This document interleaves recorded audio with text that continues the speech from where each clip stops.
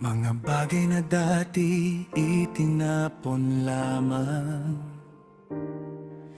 ngayon ay may bagong anyo at pangalan. Sa bawat pirasong plastik na natipon, may pag-asa muling bumabangon.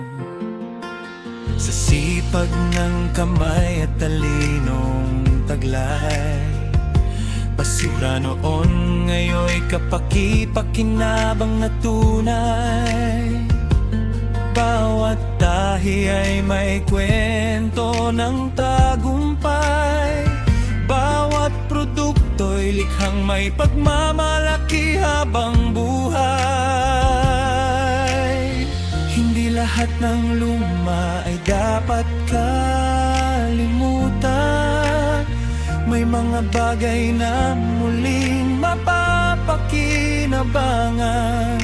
Sa Eco Hobby may bagong simula para sa kalikasan at sa bawat pamilya.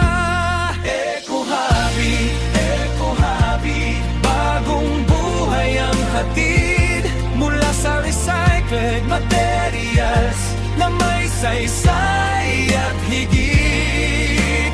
Wallet at coin purse na gawang may pagmamahal. Eco Hobby ang tatak na maaasahan kailanman.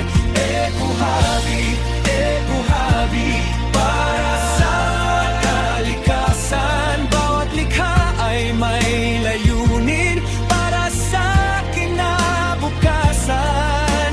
Mula sa plastik na itinapon kahapon, nagiging produktong may bagong pagkakataon.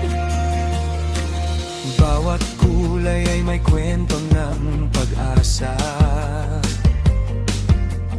bawat disenyo ay may bagong simula. Hindi lang produkto ang aming ginagawa, kundi responsibilidad para sa mundo at kalikasan.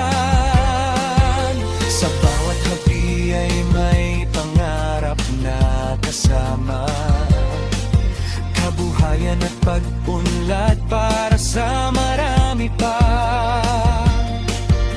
Mula sa simpleng materyales na